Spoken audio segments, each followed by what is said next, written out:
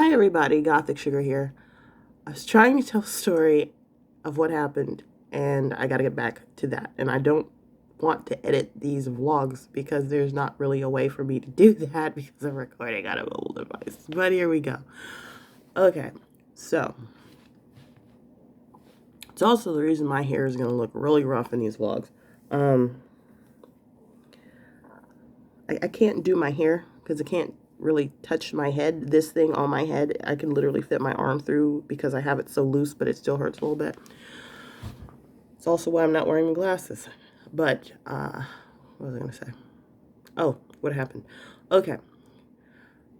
I was riding in a cart at a store. Not a shopping cart, but one of those like mobility scooters that they have.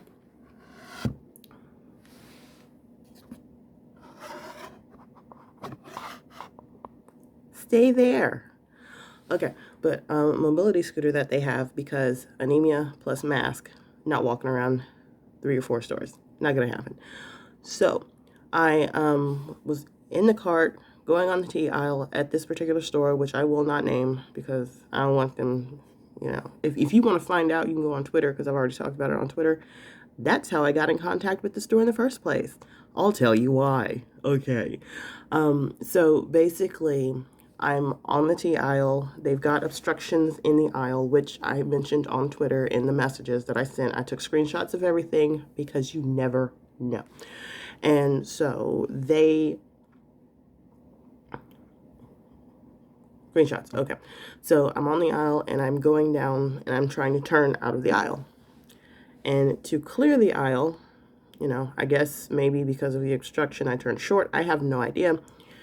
But I ended up getting caught on the end cap shelf. I did not know that's what had happened until what I'm going to tell you happened.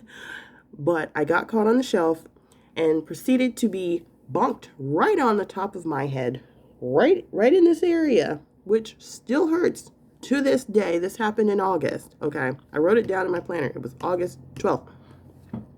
And today is Vlogmas day 3, so December 3rd. And okay, I got hit in the head with that. And then like I was kind of like in a panic. I didn't know what was going on. I just stopped, you know. And people, I guess they heard me yell. I don't know. People had, or maybe they heard the mess because I'm not a loud person. But people have backed up. Like I saw one lady with her basket and her child in the basket a few aisles down, backed up to look at me. Did not offer any help. Okay. This guy in a cap walks by, looks at me, kind of made eye contact, just looked like this. And I'm like, wow, okay. Older lady walks past me. No one is offering me any kind of assistance, any kind of help. And then there were no employees anywhere around there at all.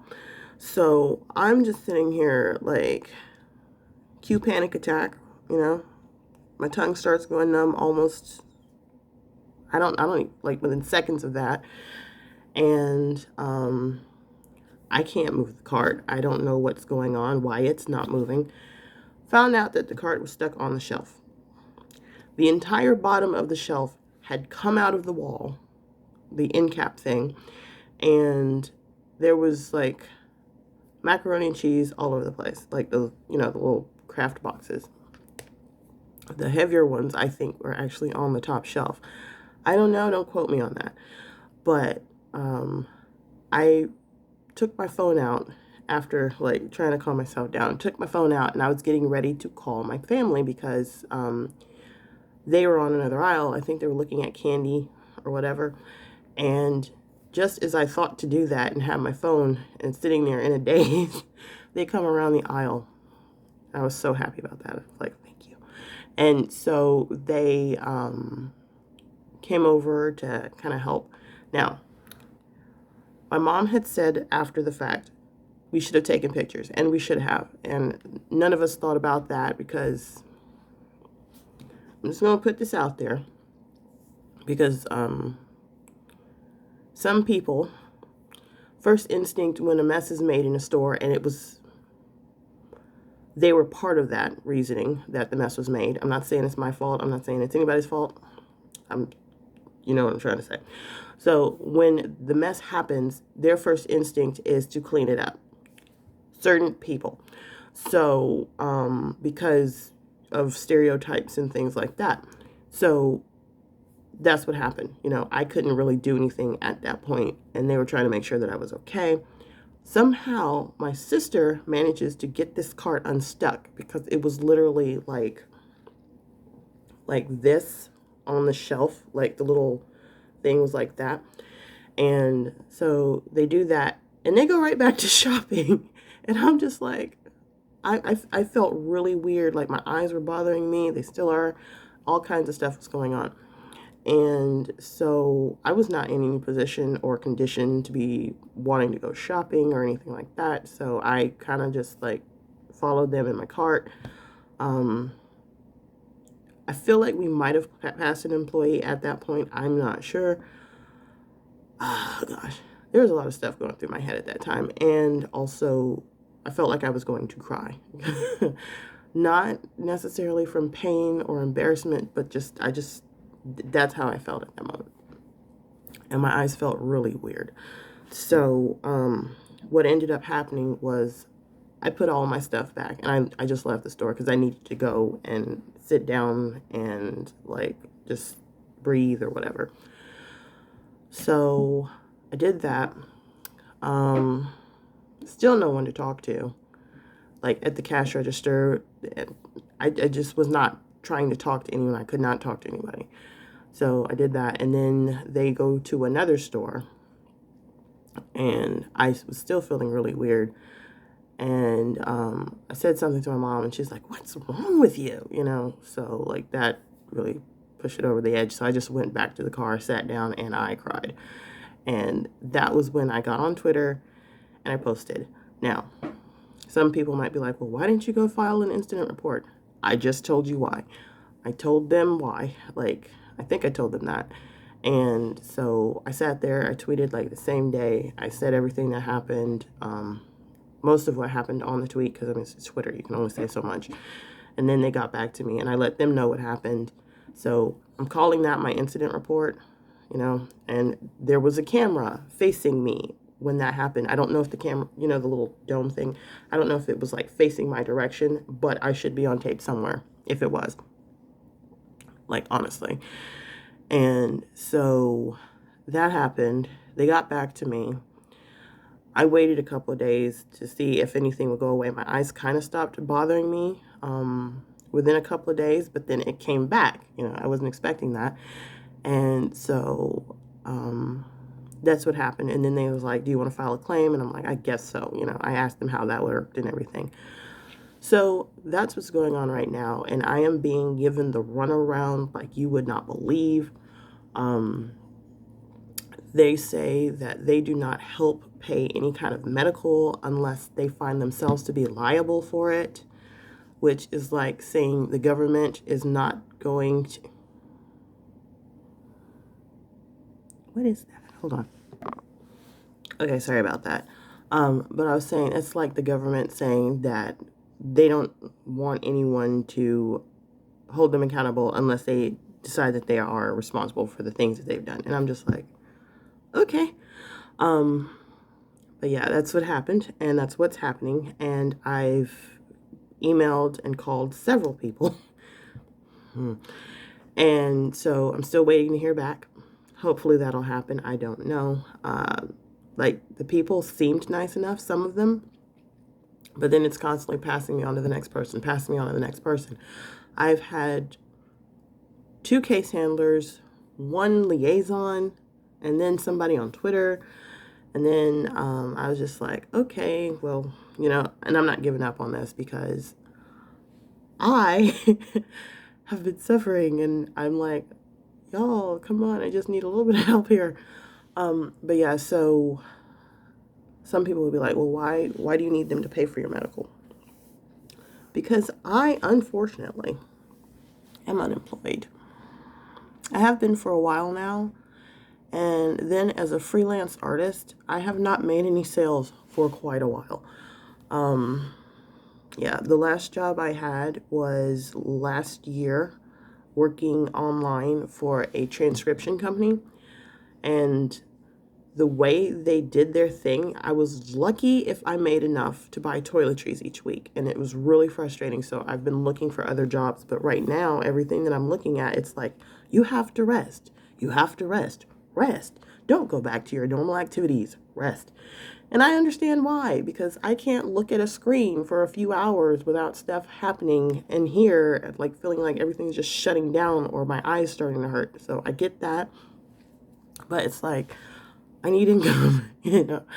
And I'm not in a position where I can just go to someone and be like, hey, can you give me money for this? And I feel bad doing that anyway. So, you know, I am actually posting art online for sale. I've been posting art online for sale this entire time. And if you would like to help, if you can, and you want to buy some art, please do. I will link everything in the description box below. But that's what's going on with me right now. I'm doing Vlogmas partially to let people see that, and partially because I haven't been on YouTube in a long time and I kind of miss posting. I don't expect to make money off of YouTube. I really don't.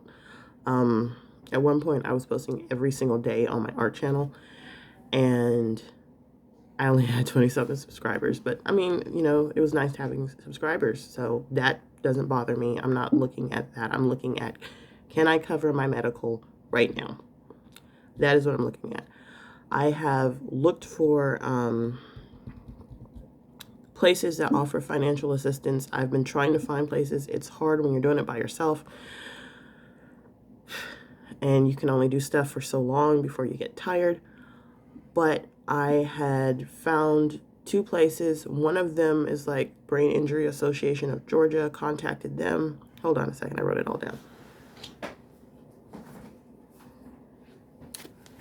This is my little book. Okay. I write stuff in here to keep track of it, because if I don't, I will forget.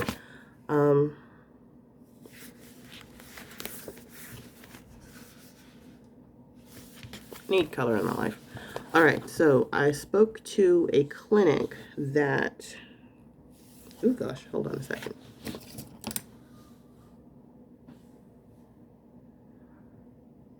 Okay, my eyes. All right,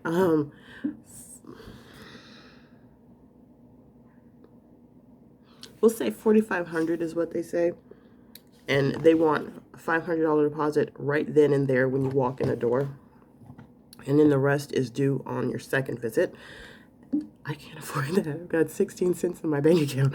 So it's like, okay. And so I'm raising money for that. But then this place is pretty cool, because what they will do is they have a SPECT, I think. I'm sorry, you guys.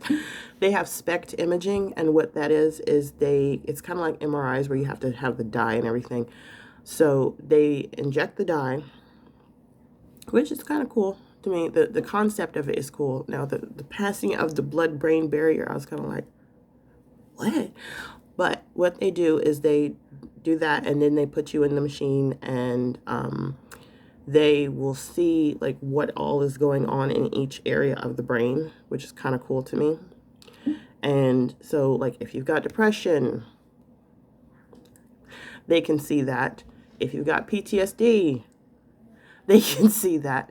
If you've got anxiety, etc., etc., etc., they can see that in your brain based on like the areas of the brain that are active or inactive or anything like that, which is really cool to me. So I was thinking about them, though the dye, the radioactive dye, I'm not sure if I want to be radioactive, but I do think that is really an awesome like concept, you know. And then, okay, I did contact the Brain Injury Association of Georgia. On November 23rd, I called them, and November 17th, I emailed them, and no one ever got back to me on that, so I have to contact them again. I also called another clinic. They have a concussion clinic, and The lady I spoke to is not sure on the price, but she said your first visit is probably going to be about $300 or $400, and then they go from there. So they do have financial aid, but I have to call the number that I can't find on here. Did I write it down? No, I did not. Did she give me the number? I don't remember. If it's not on here, she probably didn't, so I got to email her again about that. But, yeah, if you're self-pay or whatever, that's how much that is. So I'm trying to raise, I don't know, between $5,000 and $8,000 because I have no idea how much any of this is going to cost. And doing that with art is kind of difficult when no one's buying anything. But I'm going to try. And I never I never ask for donations, but now I'm asking for donations. I hate to do that. I'm sorry. It makes me feel lazy. And I know that's like not what it is at all. I get that. But that's just how I feel, because I always feel like if you can do something, then you try doing something. I've seen so many people who have like absolutely nothing and they do the best that they can, and then they end up like, but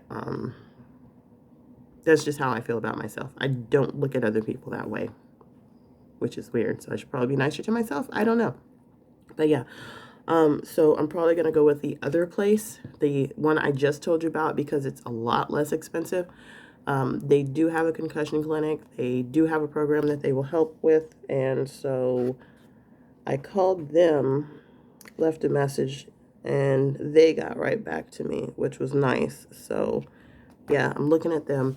And then the other place that I called, and I'm also going to look at a couple of other places, because the first place, the expensive place, where I know the costs up front, which is good, they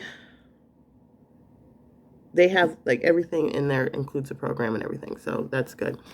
But yeah, so like I said, I'm trying for $8,000. I might bump it up to 10 just to cover PayPal fees and stuff. I don't know. But I really want to be able to like get better and start the process, because it's been a few months now, and when I thought I was improving, it seems like I was actually getting worse. So it would be nice to be able to, finally get some support with that. I still live with my family. I only do so much. I don't want to keep asking them for help. I don't like doing that. I don't think that, well, first of all, they're not in a position to, first of all. And second of all, I think the fact that they continued shopping kind of lets you guys see what kind of situation I'm in, so there's that. But that's what's going on with me right now, and that's what's happening. So if you want to help, please do. If not, I understand. Just watch my videos and share them, I might allow embedding on some videos and not on others, because back when I was doing my main channel videos, Gothic Sugar Art is my main channel, by the way, my name that I go by online. I'm going to do a video on that too. I need to write that down, actually. This has been a wild year, you guys, and I'm not even talking about COVID. It's just been a wild year for me in general. Yeah, so I'm going to do that, and then maybe some more art videos. One of them I did is, it's up there. I'm sorry. But yeah, so thanks for watching. Thank you if you sat through that 19 minutes of me talking about my brain, and well, not even talking about that, but more so what happened. So yeah, thank you guys, and thank you for watching. Please comment. Like, oh my gosh, does anybody remember the comment, rate, subscribe for YouTube actually had 5 stars on the thing? That was a long time ago. I've been on YouTube for a long time. My first channel, I think I started in 2006. No, I'm not going to link it, but it's still up there. I still know the passwords. I can still get into it, and it's just like, wow. So, yeah, I'm back, kind of. And this format, if this works, let me know. But yeah, thank you so much for watching this. And please share it. I mean, Vlogmas for me is probably going to be a bunch of story time videos because it's easier, and a few art videos. So there we go. And I'm going to go now because I'm looking at the camera, but I'm looking at the screen and my eyes are really hurting. So talk to you guys later. Thank you for watching. Bye.